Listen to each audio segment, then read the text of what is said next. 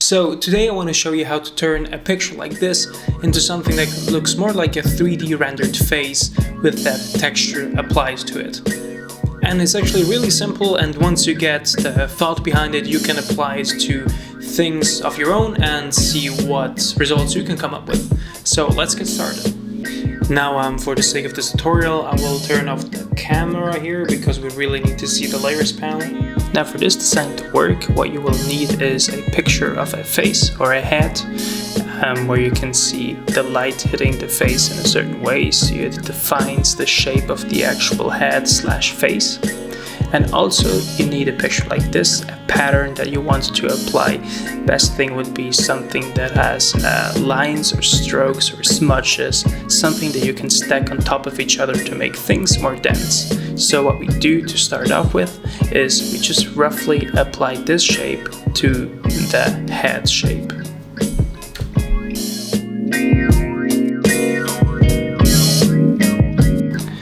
Then for the next step, we want to mask out the face. For this I use the pen tool, first with the straight lines to just get the overall shape, and once I have the overall shape, I will do the curves with the curvature pen tool, and I will just drag the straight lines into place, as you can see following. Then I make a selection out of it, and with Ctrl J, I will copy paste the selection onto a new layer. Now I will get rid of all the hair and the facial hair, because the darker part of the face should indicate shadow and the brighter part should indicate where the light hits. Since my hair color has both, it would only cause trouble and issues for manipulation later, so I will get rid of it. And the same with our facial hair, because it's darker, it would indicate shadow while it's just the hair color, so I will get rid of both. Now before we go on, we want to create a background. For that I create a new layer and I press Ctrl Shift Backspace and choose a black fill. Now to understand the logic of that technique, what we want to do is work with the density of that pattern. So basically, the more light hits the face, the more white or the more strokes you see of that design.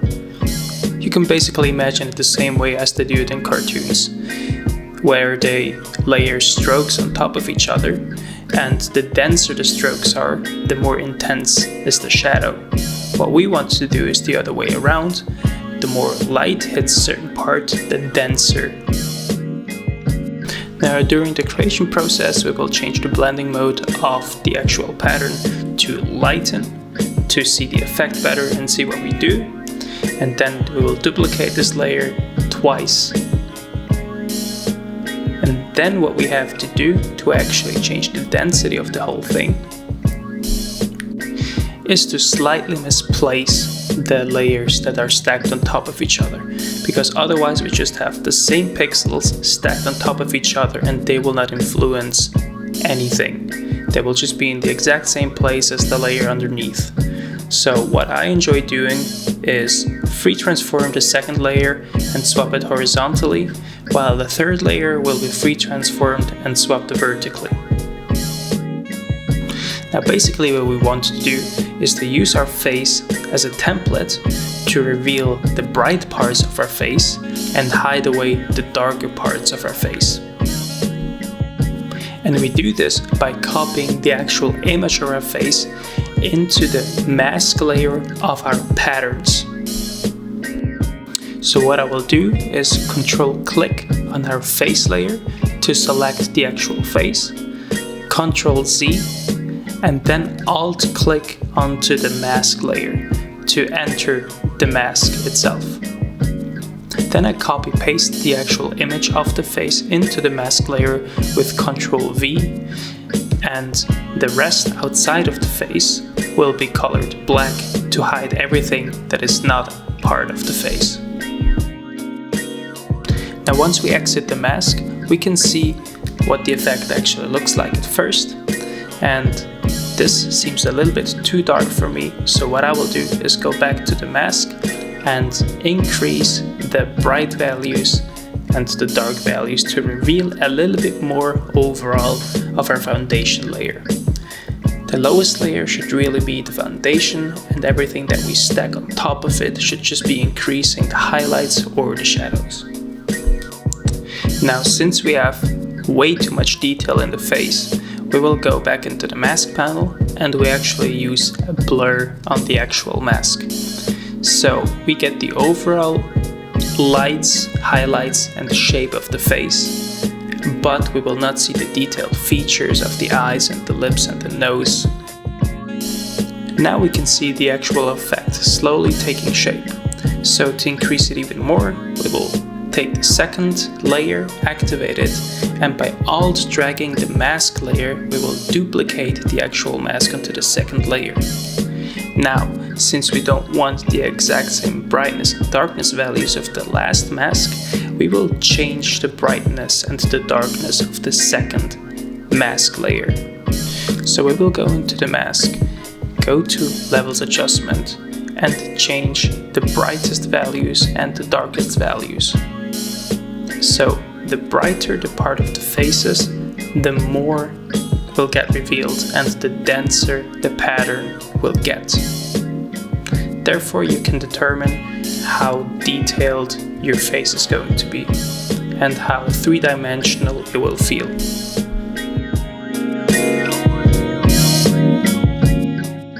Now, if you feel like the features are getting too harsh, you can always go back to the Gaussian blur and apply this to the second layer mask as well. Or you can even use a brush and work on things by yourself. Now, you probably already guessed it, we will do the same thing with the third layer. We will alt drag the second mask onto the third one, increase the highlights and the shadows, and adjust everything to our liking, from blur to detail, etc. Now I feel like too much of our little design is in the shadow or blends into the background, so I will go back to our foundation layer and reveal more of the actual shape. The top two layers will still add enough detail and highlights and shadows, so the shape of the face will actually still remain.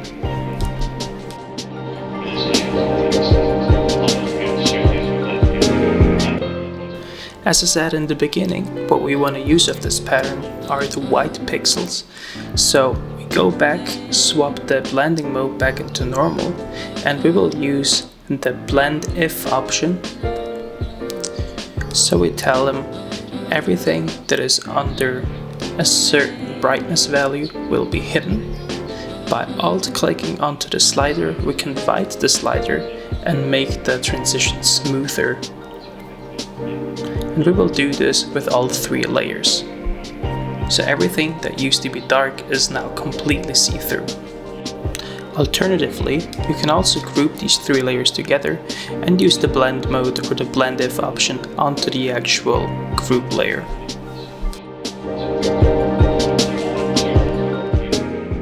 Now, to add a little bit more of an effect to the design, we will drag another version of the pattern into the background and use it as the backside of the head. We will slightly deform it, and then we will use the liquefy effect to bend the whole shape inwards.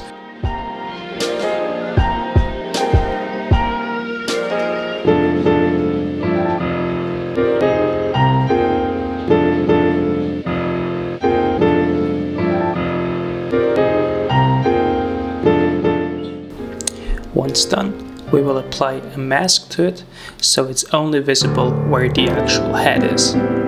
And then you can see that there is more of a three-dimensional space in the back, and to apply even a little bit more of a dimension to it, we can blur it because it's further away from the focus or of the camera. Now, if you feel something is off, you can always go back to the other layers, for example the foundation layer, and say, I want to reveal more of the actual foundation, I want to see more of the face or the head, the front part. Or you can go back to the back side of the head and make it darker or hide more with the mask, whatever you feel looks better or is a creative choice of yours. Now once all of this is done, you can actually go to the group and add a mask there and hide certain parts there to make it look like the front part of the face is slightly damaged, or you want to reveal the back side of the head more. You can play around with it. You could probably even take a brush that is slightly shattered and like this reveal certain parts or hide certain parts of the face to make it look like it's falling apart even a little bit more. And once you're done, you can play around with the background, you can add some more designs, you can add a neck, you can experiment with different shapes, with different photos as a reference for the light. The possibilities are quite open. So please let me know if this tutorial helped you or gave you any new ideas. If you apply this technique yourself, please share it with me on Instagram. I would love to see what patterns you use and what designs you can come up with.